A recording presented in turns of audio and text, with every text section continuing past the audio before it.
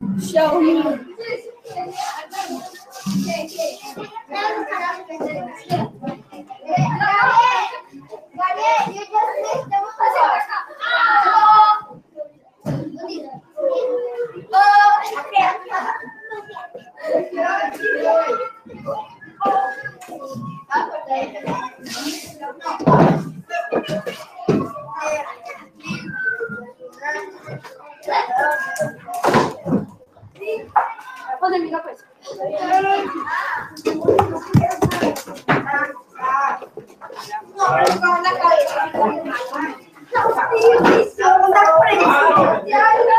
No, I didn't print it.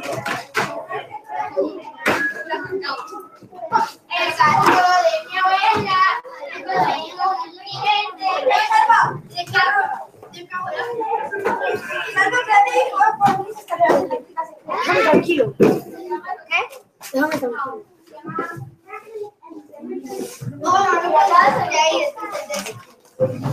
Y no miras para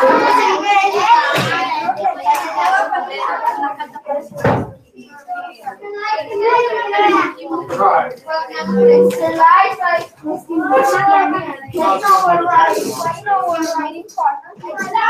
that writing? Sorry. I tried to do it. I tried to do a challenge, and my cat wasn't ready. And he came back on his voice like this. Nice. This is how I do the homework.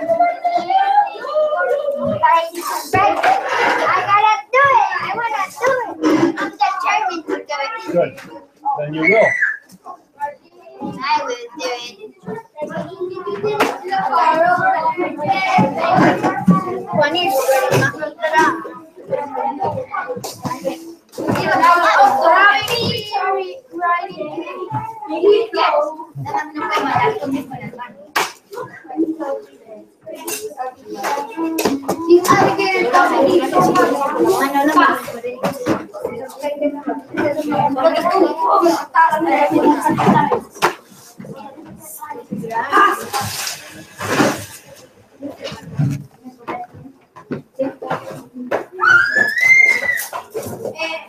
One minute, 25 seconds.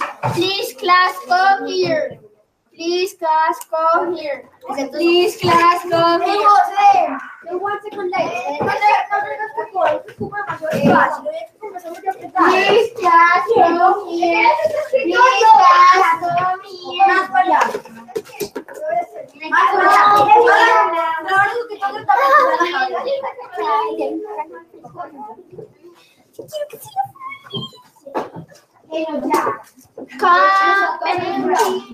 Where's the music?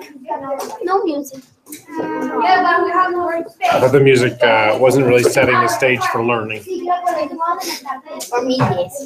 I feel like an action movie, so I did it fast. No. I should like my reading folder is in my house. Can I bring it to move? Why? Can I ask what the reason you might be asking me that question is? And what power do I have of bringing the notebook to and from home? None. You have to bring it. And what would be the worst case scenario of you bringing the notebook and my reaction? What might be the worst thing that could happen? You brought the folder in that class. That's probably the worst thing, right? I wouldn't even know. I'm not gonna, like challenge you or anything. Hi. Fulton 2. So 21? 21? 21. All right. Ouch. What do you see? Talk to your partner. What do you see? What do you see? A duck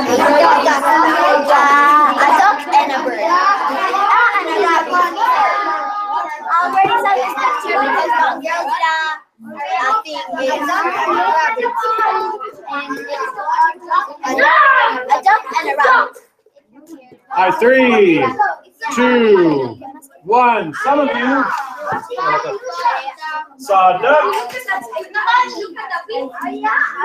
Some of you saw a rabbit. Some of you saw both. So the rabbit, here's the eye, here's its ears, here's its nose and mouth. The duck, here's its bill, Here's its eyes. So the duck going that way, the bill, or those are the rabbit's ears. Okay, and the reason I'm showing you that. If you see that sentence, please, it always seems like a body, but if you like don't see it, it's always a. I don't know. I always see both because this is the bill or these are the ears, depending on how you look at stuff. All right. So the reason I'm talking about this is kind of an introduction to the idea of things are not always as they seem with people and with characters. They are complicated things. All right. If you had a camera on me when I'm with my friends, like the friends I've known since, when were we friends? 8th grade. So we've been friends since 8th grade. So what, 13? So that's been 29 years. So I've known them for 29 years. If you had a camera on me with them, I would behave much differently. And I would be a much different person than I am here with you, or I am here with my family. Okay, there are different sides of me depending on the context that I am in. Okay, and that goes for you. And maybe I'll try and prove it right now. How are you with either your siblings, your brothers and sisters, or your cousins? Who are you when you're with them? Think about it and share that with the person sitting next to you, your partner. Who are you with your cousins or with your brother or sister? With my cousins, I am very close. With my cousins, I'm confident. All right, 3, 2, 1, and 0. All right, now think about you've had 7 first days of school so far, from K4 to now. Who are you on the first day of school? Who are you how do you act? Master Mendes on the first day of school. Talk to someone sitting next to you.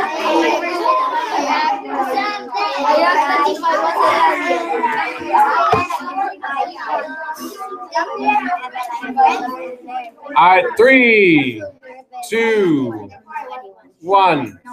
So this is a very quick way to show you and hopefully have you understand that you are different depending on context. How you act depends on the context you find yourself in.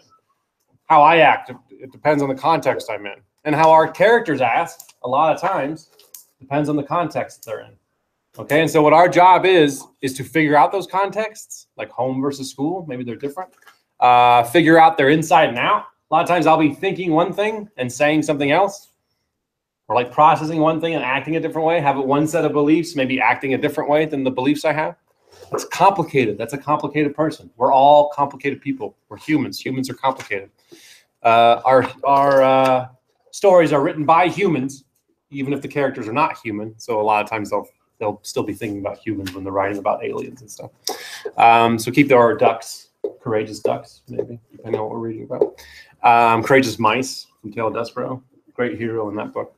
So we have to think about this. And then lastly, we really, as always, need that evidence. We need evidence from the book to build our opinions and build our ideas. If we don't, without that evidence, you're just someone with an opinion. You don't have anything to back it up. Okay, so we're going to go over this process real quick, and we're going to be thinking about Miss Sistine. So Sistine, I'm going to make a little T-chart. If you do this work, when you're trying to keep track of the complexities of a character, a T-chart is an excellent strategy to use. Trying to keep track of all the different contexts they're in and the different ways they act. Okay, so if we have Sistine here,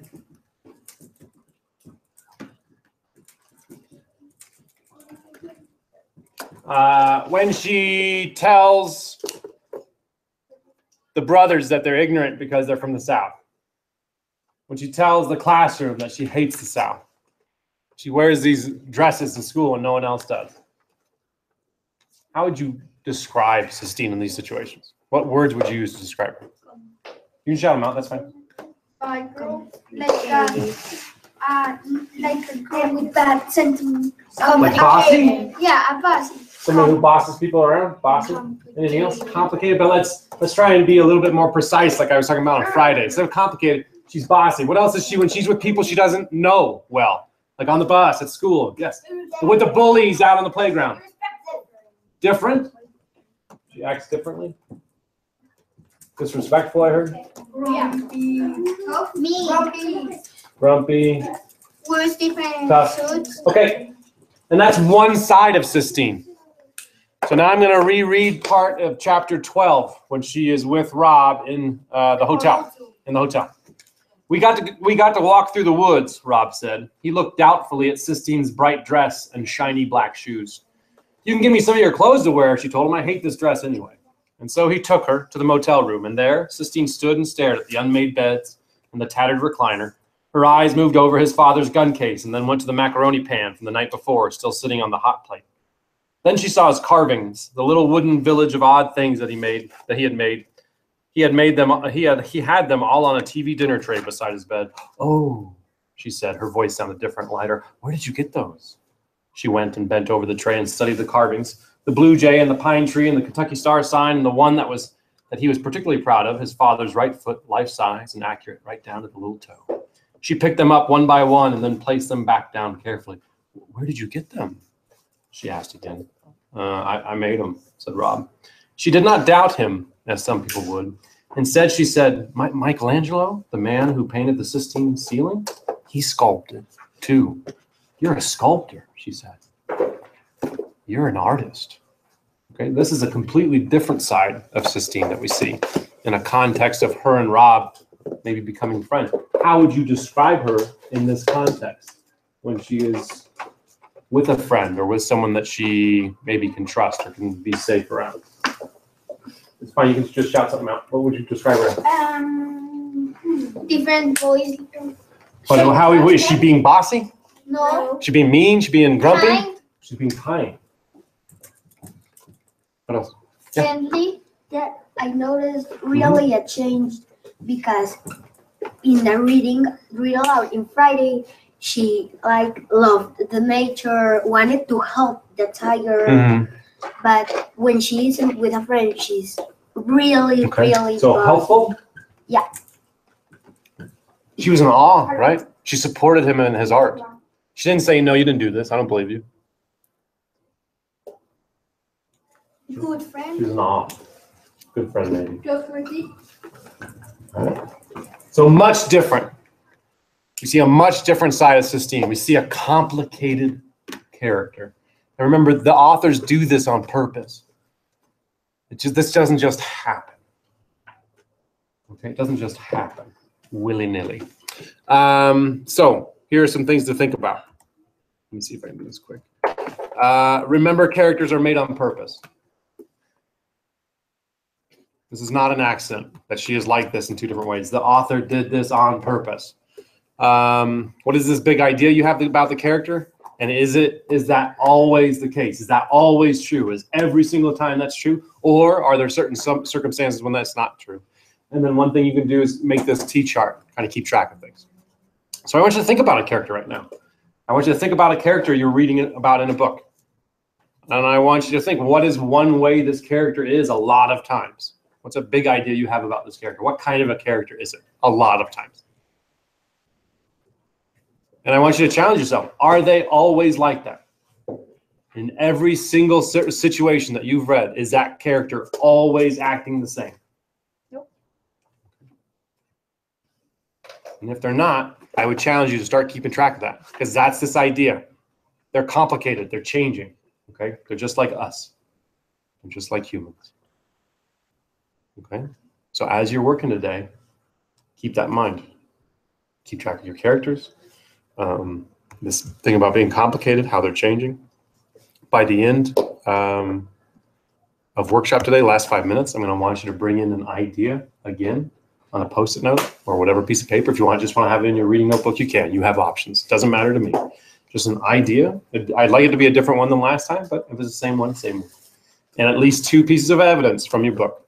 So I definitely would have my book marked with the pages about your character. This whole unit is about characters. So if ever I say an idea or evidence, I'm always talking about characters. It's characters, characters, characters, characters, characters, characters, characters, characters, characters, characters, characters, characters, characters, characters, setting, no, characters.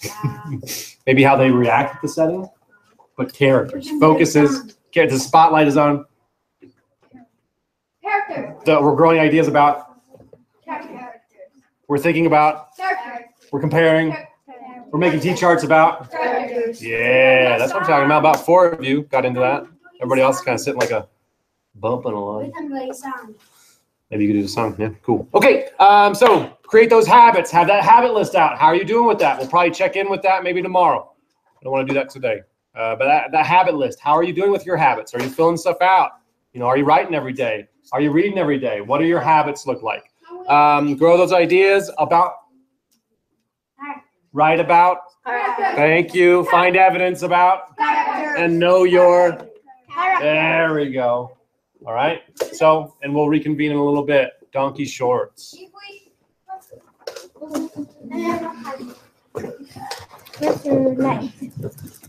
Hi.